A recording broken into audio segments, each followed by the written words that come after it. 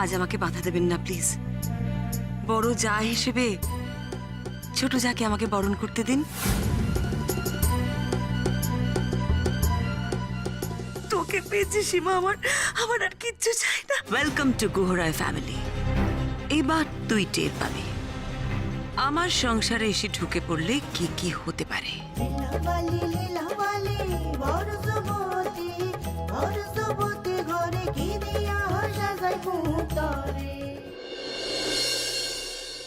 এসো মিমি, চলো।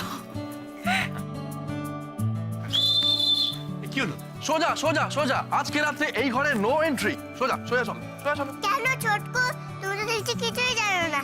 বাদিকে তো কাকাইয়ের ঘর, আর মিমি তো কাকাইয়ের বউ, তাহলে নো এন্ট্রি কেন? চাপ বাবা, তো কেস খাইয়ে দিল।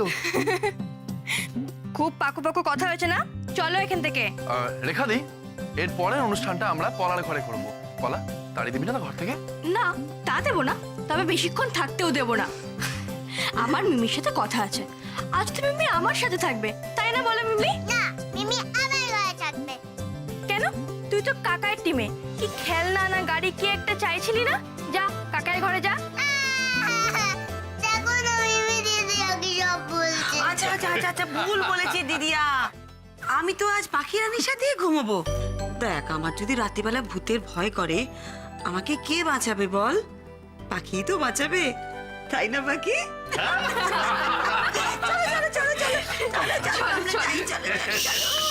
दीदी बाड़ी में इतना लगजन सरगरम है। इतना लोगजन आने से होइचई होता है, अच्छा लगता है ना है? क्या हुआ सितांशु, मेरा हिंदी बातों में तू क्या गुस्सा आ गया क्या है? खराब लगता है? क्लांत हो गया, समझ में आया? दीदी এই শীতকে কিন্তু তুমি সাবধান করো, আমাকে নিয়ে। ও বাবা, আবার তোমার চোখ দিয়ে গঙ্গা বইছে কেন গো? হ্যাঁ না রে না, কি? ও কিছু না।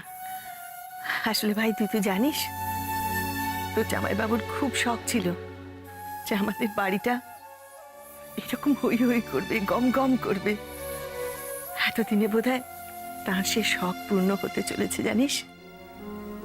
জিতুটা আমাদের ঠিকই বলেছিল যে আমরা এতদিন সবাই আলাদা আলাদা থাকতাম, এক পরিবারে থাকতে পারিনি, কিন্তু আজ আমার ছোট বৌমা এসে গন্ডগোল করে দিল সব। সব ব্যাপার নিয়ে তো হইচই করেন না মহিলা। এটা বাড়ি না সার্কাস, মাঝে মাঝে বুঝতে পারি না। আশ্চর্য। এই দেখো কাণ্ড। মামা, হ্যাঁ এদিকে এসো। হ্যাঁ বল। বলছি শুভ্র আসল জায়গায় হইচইটা করতে পারবে তো? মানে তোমার ওয়েদার রিপোর্ট কি বলছে? ওয়েদার রিপোর্ট এখনো বোঝা যাচ্ছে না, তবে রেখার উপর আমার ভরসা আছে বুঝলি। ও সমস্ত দিকটা না ঠিকঠাক সামনে নেবে। বলছো?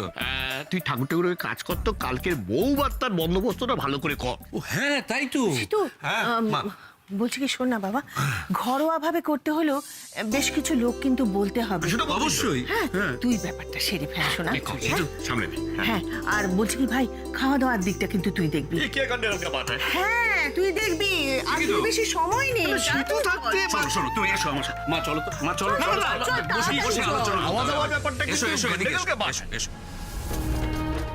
এগিয়ে যা রেখা, এগিয়ে যা। তোর এই দ্রুত উপরে ওঠাটা দেখতে আমার ভীষণ ভালো লাগছে, কারণ যত তাড়াতাড়ি উপরে উঠবি তত তাড়াতাড়ি মুখ থুবড়ে নিচে পড়বি।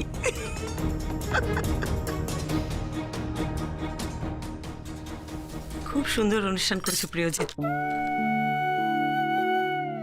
তোমরা সবাই মিলে আমাকে এইভাবে চমকে দেবে আমি ভাবতেই পারিনি।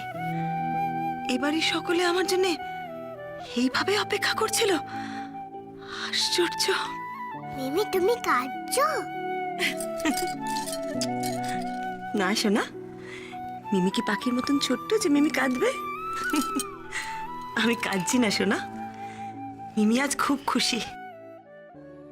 সীমা বাড়ির বড় বউ হিসেবে আমাকে বরণ করলো, নিজের গলা থেকে হার খুলে আমাকে পরিয়ে দিল, তাও আবার ওর আশীর্বাদের হার। এত সুন্দর নাচলো সীমা কত বছর পর, আমি তো ভাবতেই পারছি না। আচ্ছা পাখি, তুমি তোমার মাম্মার মতো নাচতে পারবে? হ্যাঁ, কাকাই তো বলে আমি ভালো নাচ করি। তাই? তুমি দেখবে দিদি গানটা ধরতো। অমনি না, আমি ওসব গান টান ধরতে পারবো না।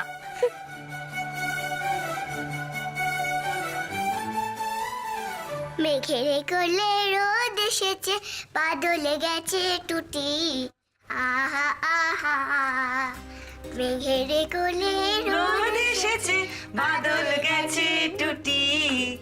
আহা হা হা হা। আজ আমাদের ছুটি ও ভাই, আজ আমাদের ছুটি। আহা হা হা হা। মেঘের কোলে রোদ এসেছে।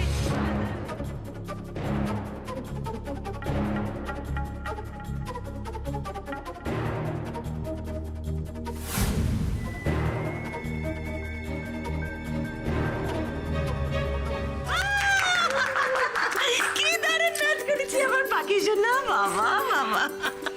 মিমি, এটা শুধু তোমার জন্য। ওলে বাবালে, শুধু আমার জন্যে? থ্যাংক ইউ পাখি রানী, থ্যাংক ইউ। থ্যাংক ইউ তো আমাদের তোমাকে বলা উচিত ছোট বৌদি। আমাকে আমাকে আবার থ্যাংক ইউ দিবি কেন তোরা? হ্যাঁ, ছোট বৌদি, তুমি আজ আমাদের বাড়ির সবার সম্মান বাঁচিয়েছ। এই বাড়িতে এত লোক, এত আত্মীয় স্বজন, তুমি না থাকলে আমাদের পরিবারের কি অসম্মানটাই না হতো বলো তো? জানো ছোট বৌদি, আগে না এই বাড়িতে আমরা সবাই খুব ভয় ভয় থাকতাম। কিসের ভয়, কেন ভয় জানি না, কিন্তু তুমি এই বাড়িতে আসার পর থেকে আমাদের সব ভয়গুলো কেটে গেছে। সত্যি বলছি গো, তুমি আসার পর থেকে এই বাড়িতে আমরা সবাই হাসি মুখে থাকি, আনন্দে থাকি। বিশ্বাস করো, আমি সত্যি বলছি। পলা, তুই বল। হ্যাঁ গো, তুমি আসার পর থেকে না এই বাড়িটা একদম বদলে গিয়েছে। আগে তো আমার এই বাড়িতে থাকতে ইচ্ছা করতো না, কিন্তু এখন আমার তো এই বাড়ি থেকে বেরোতে ইচ্ছে করে না। আমার পাগলি পলা। মিমি, মিমি, শোনো না, শোনো না, বলছি কি, তোমার জন্য না একটা ছোট্ট গিফট আছে। গিফট? আমার এই কি গিফট? আবার কি গিফট? কি কি? ওই তো ছোটকু, আমার আর পাখির তরফ থেকে। আমার জন্য আবার কেন? আমি দাঁড়াও, দাঁড়াও। আমার কি গিফট? এই পাখি কি গিফট রে? বল বল বল, আমাকে বল। দেখেছিস কি দুষ্ট বলে, জানি না? হ্যাঁ, তুমি জানো না? হ্যাঁ, ধরো ধরো পাখি ধর। পাখি। মা, এটা আমার জন্য? তোমার জন্য।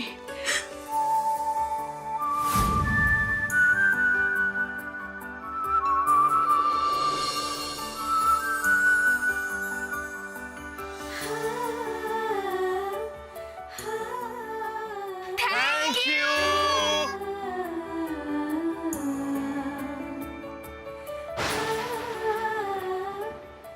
ছোট বৌদি, আমাদের সঙ্গে সব সময় থাকার অনুরোধটা কিন্তু আমাদের সবার। আমি জানি ছোট বৌদি, এই বাড়িতে তোমার থাকাটা খুব একটা সহজ হবে না। রোজই হয়তো তোমার একবার করে মনে হবে এই বাড়িটা ছেড়ে চলে যাই। কারণটা তুমিও জানো, কিন্তু তাও বলবো ছোট বৌদি, প্লিজ তুমি যেও না। প্লিজ তুমি থেকো আমাদের সাথে, প্লিজ।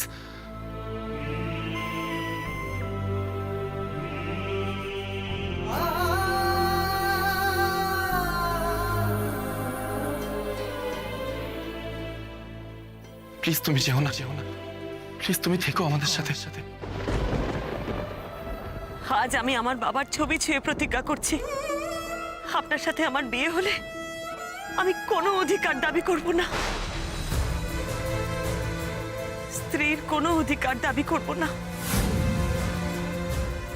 বাড়ির সবার সামনে শুধু আমরা স্বামী স্ত্রী সেজে থাকবো। এই কোন দুটানায় পড়লাম আমি। কি হবে, কি করব, আমি নিজেই জানি না।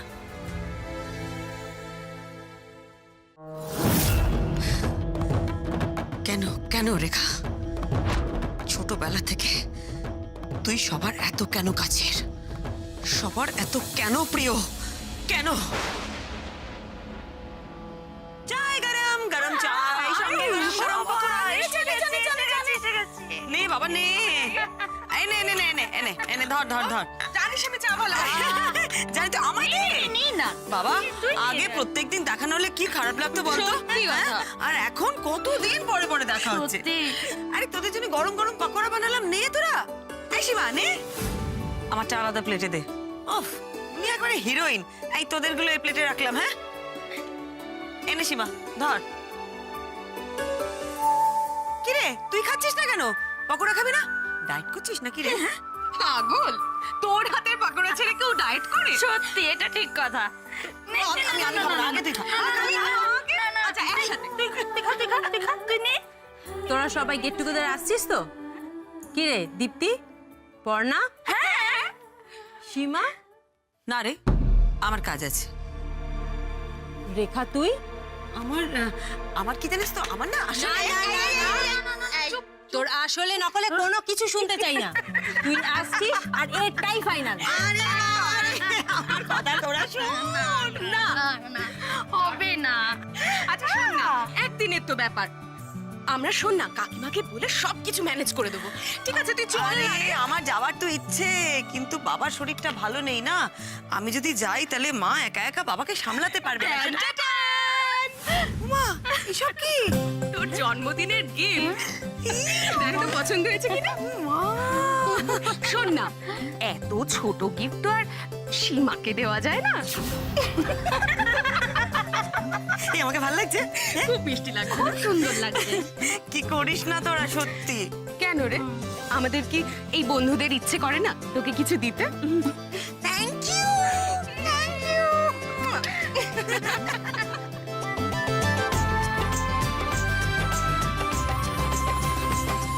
আমি জানতাম আমার মেয়েরা আদিক্ষেতা করে তোকে থ্যাংক ইউ কার্ড দেবে। আর প্রিয়জিৎ,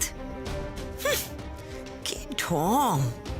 ছোট বৌদি কি আদিক্ষেতা।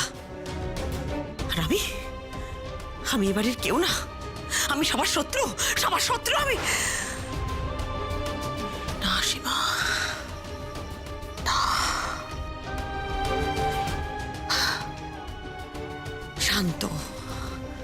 শান্ত হও সীমা, মাথা ঠান্ডা রাখো, কুল। ভালো করে অভিনয় করতে হবে তোমায়, খুব মন দিয়ে। শীতাংশু গুহ রায়ের বিশ্বাস অর্জন করতে হবে। মাথা গরম করলে একদম চলবে না। শান্ত থাকো। একবার বিশ্বাস অর্জন করে নেব, তারপর এক কোপে সব শেষ। একটা কথা জানার ছিল। ওই বাবা, এভাবে তাকিয়ে কি দেখছো? হ্যাঁ, এমন ভাবে তাকিয়ে আছো মনে হচ্ছে যেন চুরির দায়ে ধরা পড়ে গেছো। কি কোনো প্ল্যানার ছিলে? কি জানতে চাও বলো? দেখো, একটা কথা আমাকে সত্যি করে বলো তো, এই যে রেখাকে তোমার বরণ করা, হার পরিয়ে তাকে কাছে টেনে নেওয়া, শুভ্ররেখার বিয়েতে এইভাবে নাচা, তারপর আমার কাছে কষ্টে কেঁদে ভেঙে পড়া, এ সবই সত্যি নাকি তোমার অভিনয়? শীতাংশু, তোমার মনে হয় আমি অভিনয় করছি? কেন মনে হবে না বলো?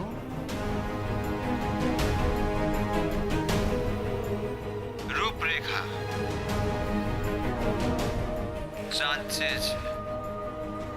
দেখো তো চিনতে পারো কি না টেবিলের ওপর রাখা ব্রিফকেসটা।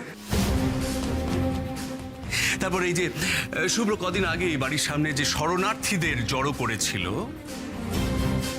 আমি ভেবেছি ওটা শুভ্ররই বুদ্ধি। পরে তো জানলাম ইন্ধনটা জুগিয়েছিলে তুমি। এখন তো আমায় কথা শোনালে হবে না বৌদি, আমায় কিছু বলতে পারবে না। প্ল্যানটা তোমার ছিল, শীতাংশু গুহারাকে জব্দ করার জন্য প্ল্যানটা তোমার ছিল, কিন্তু তোমার বোন রেখা দেবী তিনি প্ল্যানটা হতে দেননি। তারপর শুভ্রর পালিয়ে যাওয়া, সে বুদ্ধিও তো তোমার দেওয়া। তাই আজকে এভাবে রেখাকে কাছে টেনে নেওয়াটা আমার কেমন যেন মনে হচ্ছে সত্যি নয়, এটা অভিনয়। এর পেছনে তোমার কোনো একটা মাস্টার মাইন্ড কাজ করছে। আমি যাই। যাবে কোথায়? আমি তো তোমাকে প্রশ্ন করলাম, উত্তর দেবে না? কি উত্তর দেব বলো? আমার আর উত্তর দেবার কি আছে? সব উত্তর তো তুমিই দিয়ে দিয়েছো। তুমি আমাকে বিশ্বাসই করো না, কোনোদিন বিশ্বাস করো না। বিয়ের পর থেকে কোনোদিন বিশ্বাস করোনি তুমি আমাকে। তুমি বারবার আমাকে অবিশ্বাস করেছো, আর আমি অবিশ্বাসিনী হিসেবে নিজেকে তুলে ধরেছি। দেখি দেখি আর কত অবিশ্বাস তুমি আমাকে করতে পারো শীতাংশু। নিজেকে খুব দায়িত্ববান, কর্তব্যপরায়ণ মনে করো, তাই না? স্ত্রীকে বিশ্বাস করাটা স্বামীর কর্তব্যের মধ্যে পড়ে না? আমার উপরে তোমার খুব রাগ না, আমি তোমার পাশে দাঁড়াইনি বলে। কিন্তু শীতাংশু গুহরায়, একবার মনে করে দেখো, বিয়ের পর থেকে কোনোদিন কি তুমি আমার পাশে দাঁড়িয়েছো?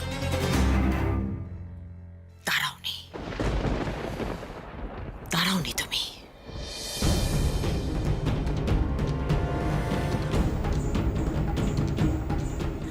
বিয়ের পর থেকে কোনোদিন কি তুমি আমার পাশে দাঁড়িয়েছো?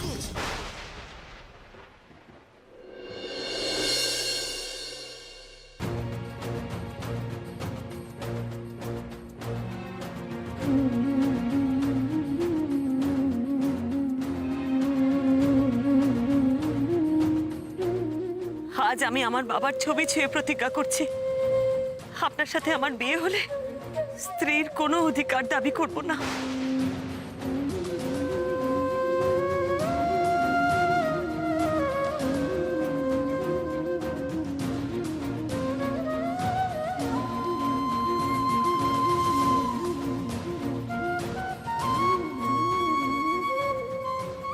সব কি থেকে কি হয়ে গেল কে জানে। বাবা, আজ তোমাকে খুব মিস করছি জানো।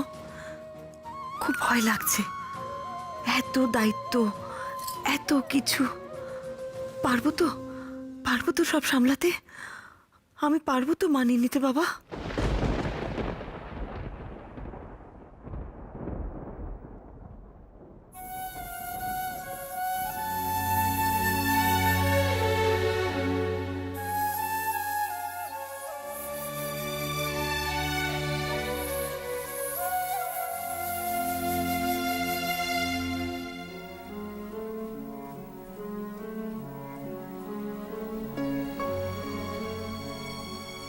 বড্ড বেঁধে ফেলেছিস তোরা আমায়। এবারে সবার আমার থেকে এত আশা, পারবো তো পূরণ করতে? সবাই যে আমায় বড্ড কাছে টেনে নিয়েছে, কি করে দূরে ঠেলবো সবাইকে? আচ্ছা, শুভ্রাংশু বাবু যদি রাজি না হন এই নাটকটা চালিয়ে যেতে, তখন কি করে সামলাবো সব দিক? বড্ড লোভ হচ্ছে।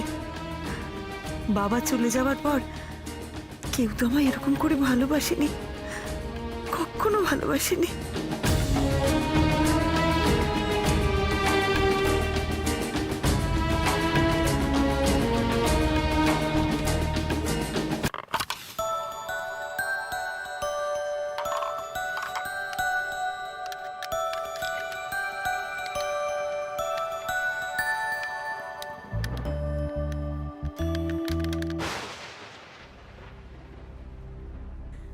আমি আপনাকে কথা দিচ্ছি, আপনি যেমন আছেন তেমন থাকবেন।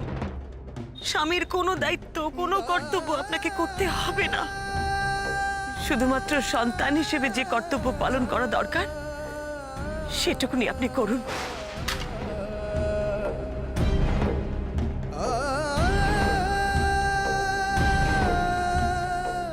আপনার মায়ের প্রতি সব কর্তব্য আপনি করুন, হাত জোড় করছি আপনার কাছে। আগেরবার যখন আপনি বাড়ি থেকে চলে গিয়েছিলেন, দুঃখে মাসিমার বুকে ব্যথা শুরু হয়ে গিয়েছিল, আমি নিজের চোখে দেখেছি সেটা। মায়ের প্রতি এই অনুভূতিটা আপনি কেন লুকিয়ে রাখেন শুভ্রাংশু বাবু? এভাবে মাথা ফাটালে কেন? লাগে না বুঝি? মা মরলো কি বাঁচলো তাতে তোর কি?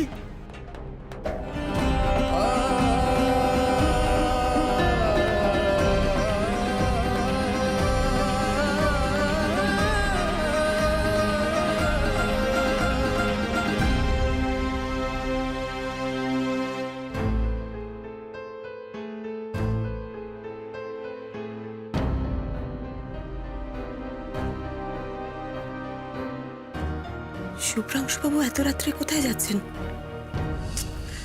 আমি তো ওনাকে ডাকতেও পারবো না, ওনার দিকে তাকাতেও পারবো না। কি করি তাহলে?